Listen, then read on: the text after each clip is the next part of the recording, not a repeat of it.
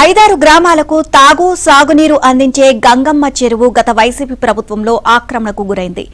చెరువును కాపాడుకునేందుకు ఆందోళనలు చేసిన గ్రామస్తులను అక్రమ కేసులతో వేధింపులకు గురిచేశారు. ఓ వైసీపీ మంత్రి ఒత్తిడితో విచారణ నివేదికలే మార్చేశారు. దీంతో చెరువును కాపాడుకునేందుకు టీడీపీ నేత విష్ణువర్ధన్ రెడ్డి కుటుంబం జాతీయ గ్రీన్ ట్రిబ్యునల్లో పోరాడింది.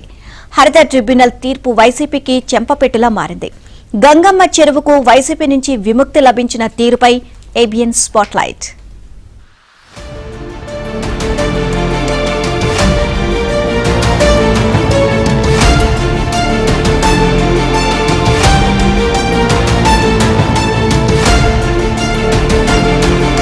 ఉమ్మడి కర్నూలు జిల్లా కోడుమూరు నియోజకవర్గం పరిధిలోని బి తాండ్రపాడు గ్రామంలో కర్నూలు చిత్తూరు జాతీయ రహదారి ఆనుకుని 58 ఎకరాల విస్తీర్ణంలో గంగమ్మ చెరువు ఉంది.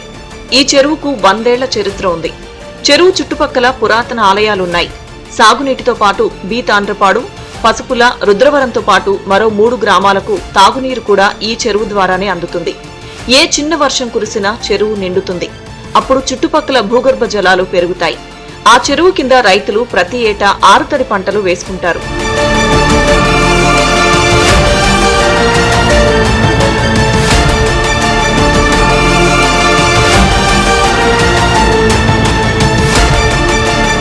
పంచాయతీరాజ్ శాఖ పర్యవేక్షణలో ఉన్న ఆ చెరువును 2005 ఆగస్టు 23వ తేదీన మైనర్ ఇరిగేషన్ శాఖకు అప్పగించారు.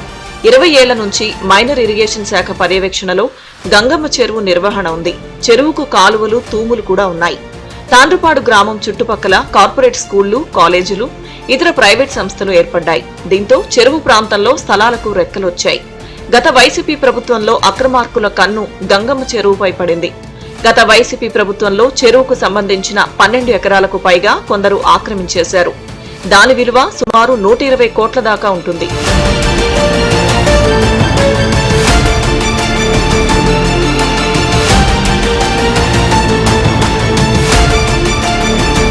వైసీపీ హయాంలో భూ కబ్జా క్రీడకు తెరతీశారు. 1932, 1946 మధ్యనే గంగమ్మ చెరువులో భూ క్రయ విక్రయాలు జరిగాయని కొందరు నకిలీ రికార్డులను తెరమీదకు తెచ్చారు.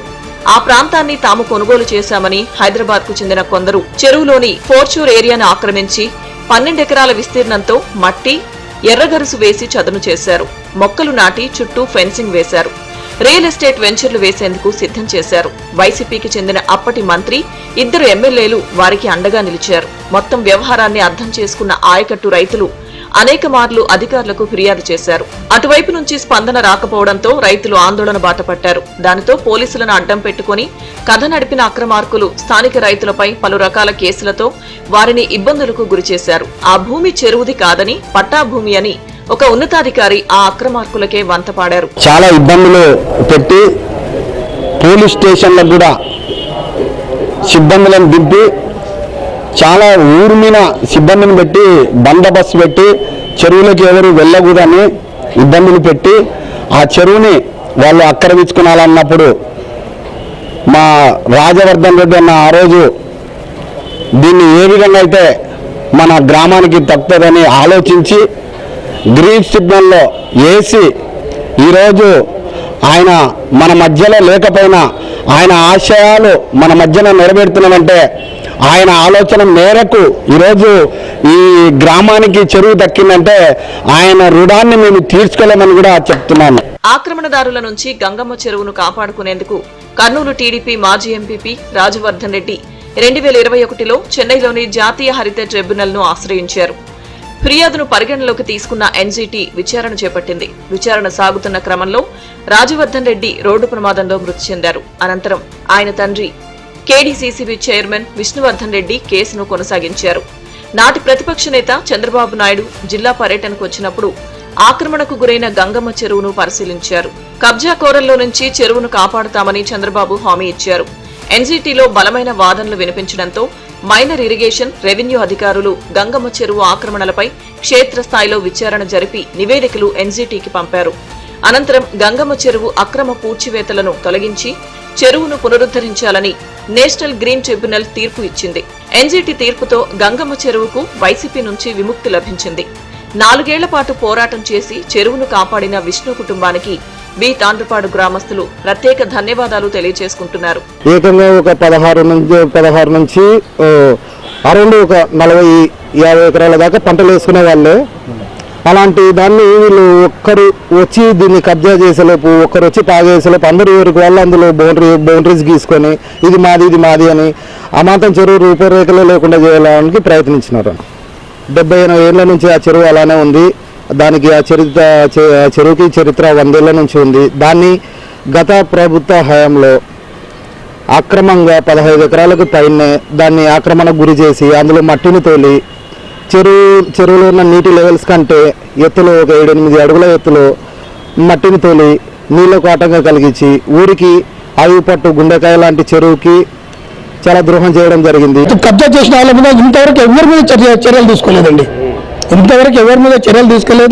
అది 100% తప్పు అని తెలిసినా కూడా ఆనాడు ఉన్నటువంటి కలెక్టర్ అయితేనేమి, పోలీస్ శాఖ అయితేనేమి, అధికారులు అయితేనేమి ప్రతి ఒక్కరు కూడా ఉద్దేశపూర్వకంగానే ఆ తప్పును సమర్థించి అన్యాయం చేసినారు. అయితే ఆ అన్యాయాన్ని ఈ కోర్టు తీర్పు ద్వారా ప్రజలకు మేలు కలిగేటట్లుగా చేసినారు.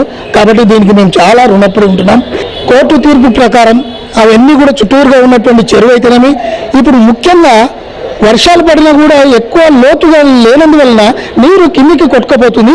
కాబట్టి వెంటనే ప్రభుత్వము, కలెక్టర్ మొదలైనటువంటి వారు సంబంధిత అధికారులతో దీని విషయం చర్చించి ఆ పూడికను తీపిచ్చేసి పడే వర్షాల యొక్క నీటిని ఎక్కువ శాతం నిల్వ ఉంచుకుని ఈ గ్రామాలకు ఉపయోగపడేటట్లుగా ఇది చేయాలని చెప్పి మేము కోరుకుంటున్నాం. గంగమ్మ చెరువులో ఆక్రమణలు తొలగించి వాటర్ ఫిల్టర్ బెడ్లు నిర్మించాలని టీడీపీ సీనియర్ నాయకుడు కేడీసీసీబీ చైర్మన్ విష్ణువర్ధన్ రెడ్డి కోరారు. సమీపంలో ఉన్న హంద్రినివా కాలువ నుంచి గంగమ్మ చెరువుకు పైప్ లైన్ వేసి నీటితో నింపితే కర్నూలు ప్రజలకు తాగునీటి అవసరాలు తీరుతాయి. ఈ విషయాన్ని త్వరలోనే ముఖ్యమంత్రి చంద్రబాబు దృష్టికి తీసుకువెళ్తానని విష్ణువర్ధన్ రెడ్డి చెబుతున్నారు. కర్నూలు ప్రజల పక్షాన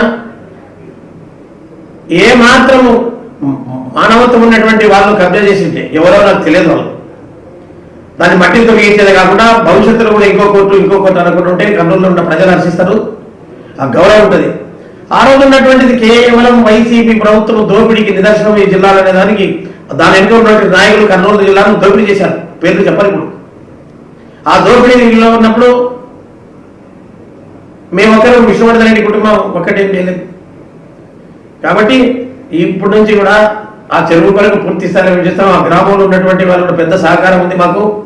పక్క గ్రామం ఒక గ్రామం కాదు, పసుపల ఆ చుట్టూ గ్రామాల పరిధిలో ఉన్నటువంటి వాళ్ళంతా చాలా ఐకమత్యంతో దీన్ని పోరాడానికి సిద్ధంగా ఉన్నారు. గ్రామ రెగ్యులేషన్ కూడా దాన్ని ఇప్పుడు మళ్ళీ యాడ్ చేయడం జరిగింది. సర్పంచ్ కూడా మన వాడే. ఈ పరిస్థితిలో ఉంది. చంద్రబాబు నాయుడు గారు, లోకేష్ గారు కూడా దీని మీద ఉన్నారు. దీనికి ప్రత్యేకమైన గుర్తింపు మా పోరాటానికి దాన్ని చెరువు చేసి అక్కడి నుంచే ఫిల్టర్ బెడ్స్ నిర్మించి నీటి సరఫరాకు కర్నూలుకు ఉపయోగిస్తారని ఆశిస్తూ దీనిపై ముఖ్యమంత్రి గారిని కూడా కలవాలని చెప్పి చేస్తున్నాం.